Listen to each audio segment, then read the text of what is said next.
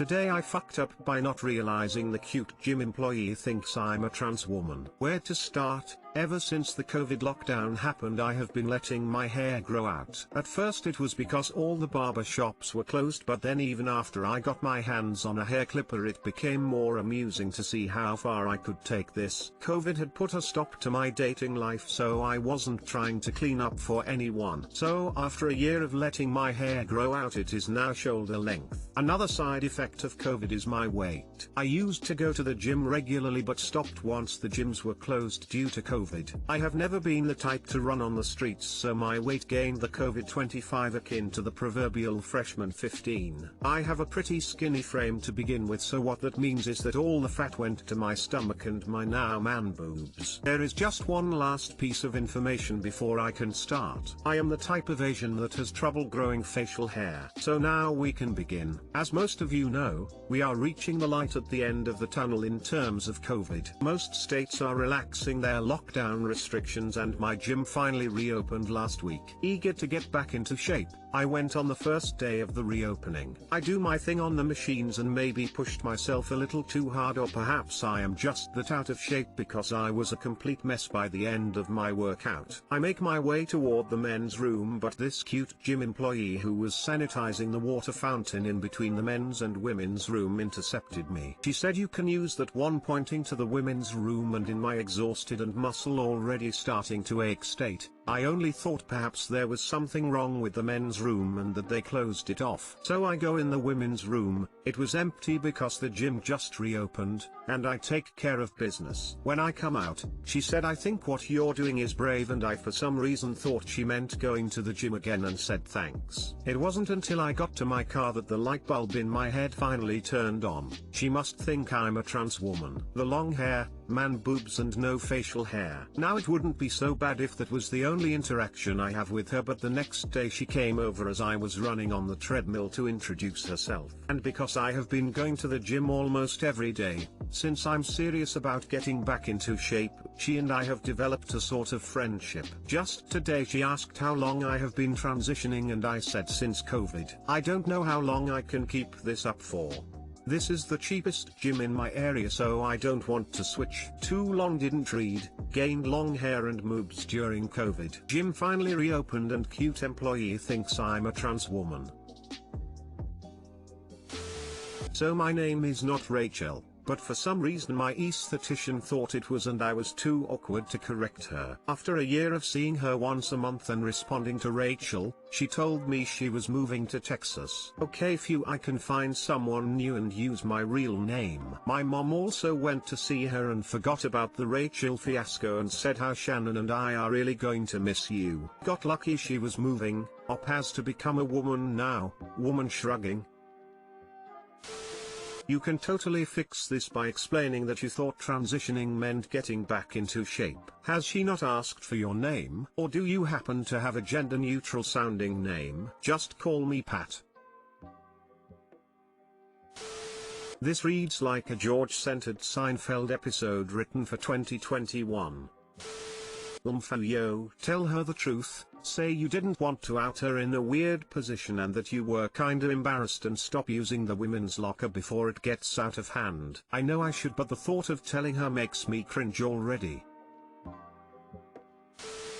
Today I fucked up, I took a bathroom break during a date. Today I fucked up, I took a bathroom break during a date. So this happened over 10 years ago, but still gets me nauseated when I think about it. I just started college and was on a full scholarship after working hard and completing many interviews and references to get this highly competitive scholarship. In one of my classes there was a stunningly beau today I fucked up a woman who came to me asking questions all the time about the course we're on, and we also end up being study partners in some group tasks. I was very much attracted to her and she seemed to enjoy my company, so one day I asked her out for dinner date and to my delight she accepted. Being a poor college kid, I did not have much money, but I did not want to go to a horrible chain restaurant. so I booked restaurant in the next town that had decent reviews but hopefully was not overly expensive. The dinner was going well, we were having a very animated conversation and the food was very good. The restaurant was almost empty but another large group people on the other side of the restaurant. But I was a bit nervous on how much the bill will be and did not want to get caught being not able to pay the bill, but alas, this was the least of my problems to come. In the restaurant a group of people were on the other side of the restaurant had one uncontrolled child approximately 3 or 4 years old running around unsupervised. The waitress was getting really upset with him and the group as he was disturbing other tables and pulling cutlery from other tables, and the parents didn't seem to be concerned with his behavior. But he wasn't really disturbing me as I was having a great time with my date and I ignored the antics of the child. My date and I ordered dessert and I excused myself to go to the bathroom. While in the bathroom I could hear the small child making motorbike noises running around in the bathroom for a few seconds before exiting. I didn't see him as I was facing the urinal, and he had left by the time I turned around to wash my hands. I proceeded back to my table when dessert had just been served. During dessert, my date commented that the other table where the child belongs to seemed to be staring at us in a funny way. My back was to them, but again I was having a great time and did not care if another group was staring at us or not. After we finished dessert, I was surprised to see the restaurant lit up with the blue and red lights of a police car.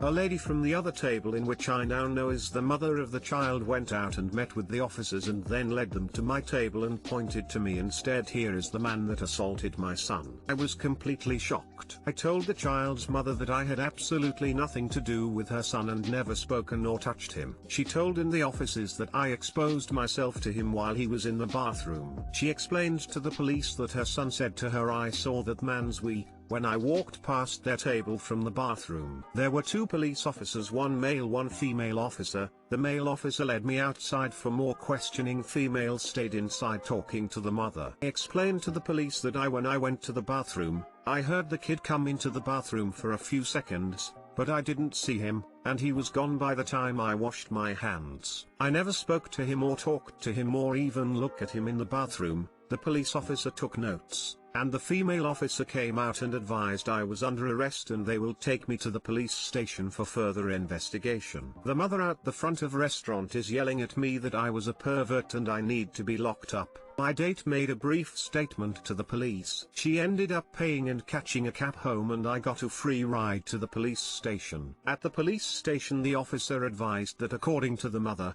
the child uses the word "we" as a euphemism for penis, and the mother have made a formal complaint that I exposed my penis to the child while I was in the bathroom. I gave my own statement advising that I was weeing in the bathroom. The mother was not there, and yes, the child must have seen my back whilst I was urinating, as that's what I was doing in the toilet at the time. There was no way he saw my penis in the few seconds when he ran in unsupervised and out. Nevertheless, the police charged me with indecent exposure to a child under 12. This being a small town, I got locked up for the weekend because there was no judge available to grant bail on the weekend. I rang my father explaining the situation and he arranged a lawyer to appear with me on Monday. I basically had no sleep for 2.5 days in the lockup and I was still wearing my restaurant clothes for my Monday court appearance. My lawyer petitioned the judge for the charges to be dropped, as if we locked up everyone who went to a public bathroom in the presence of someone under the age of 12, then we would have to lock up the whole country. The judge agreed and the charges were dropped, and I could go home. But the damage had been done.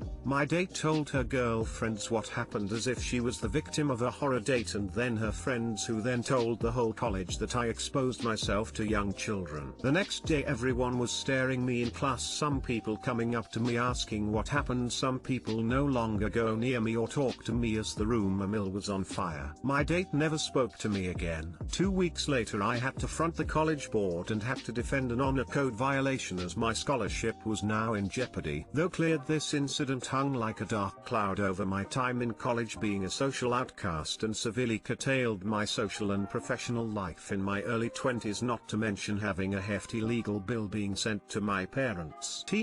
Doctor, I got arrested for indecent exposure just for urinating in a restaurant bathroom.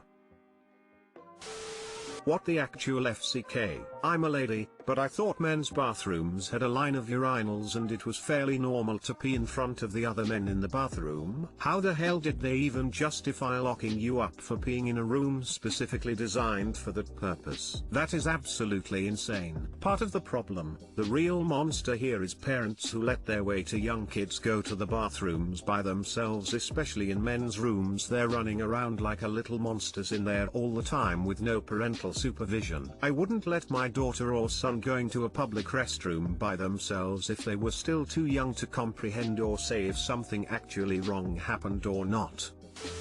My blood is boiling after reading this. You can go about your daily routine and some people can just fuck up your life because of their dumbass kid and their shitty behavior. As a parent of 2 boys, I know that kids can lie. They can lie about the most petty thing and say that it was a joke. Unfortunately, reading and hearing cases about people who were accused of being pedophiles because of a joke and having to carry that social stigma is not that uncommon, and I find it insane.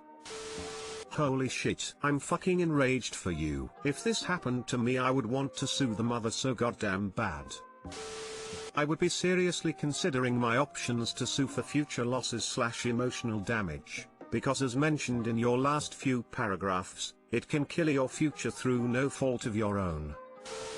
That's not even a today I fucked up, this is more a today I got fucked by a douchebag parent. Today I fucked up by realizing my voicemail has stayed the same since middle school. Basically the title. However, this fuck up took around 6 years in the making to uncover itself. Today, after my BF called and I didn't answer, he told me when I picked up his next call that my voicemail was funny. I was pretty horrified because I didn't even remember what I could have possibly put as my voicemail since it's been so long. Kinda assumed it was the default leave a message at the tone. It wasn't. My voicemail has stayed the same cringy greeting for over 6 years. Hey girl, how you doing? You called? Leave a message bruh. I can't imagine the potential employers and God knows who else who have listened to my voicemail and probably thought WTF, who is this kid? Needless to say, WTF middle school me. The embarrassment I felt re-listening to what I thought was so cool and funny back then hit me hard. Never again cringy middle school voicemail. Too long didn't read. Found out my voicemail has been the same cringy one I used in middle school. Embarrassment has commenced. You just made me remember how bad my first voicemail was. It was something like, "Oh great, it's you. Leave a message if you want, I'm not getting back to you." It was absolutely dripping with contempt. 12-year-old me thought it was hilarious. Leave a message, or don't. I'm a recording, not a cop. Lol. I set up my voicemail 8 years ago with me pretending to be on the phone like, "Yay, hello, hi, yes, sure, oh sorry, you've been pranked, it's just the voicemail. I just recently discovered it because a workmate told me to change it, since potential customers are calling me." I cringed away so hard. So many people must have heard this, including potential employers, old friends, women and my parents. Such a shit show, that no one tells you, am I right? If you are having potential customers call you, you should probably have a business line, not just your personal. Finally, a story I can relate to. I set up my voicemail in 6th grade and totally forgot about it. A couple months ago I started to get phone calls from kids at my high school I barely knew. Couldn't figure out why until one of my friends finally told me people would call me to listen to my prepubescent voice ask them to leave a message after the beep. I blamed my parents for leaving me voicemails for the last 6 years and never telling me. I'm sweating uncontrollably now because I realized I set mine back in freshman year of high school. I'm nearly 30 now. Update because it's the will of the crowd. The message wasn't bad, but it's important to note at 14 I had not finished going through puberty, so it sounds like I have a 10-year son that has been answering my phone for me for the last decade and a half. Might keep it, it's weird but it's like a time capsule of myself.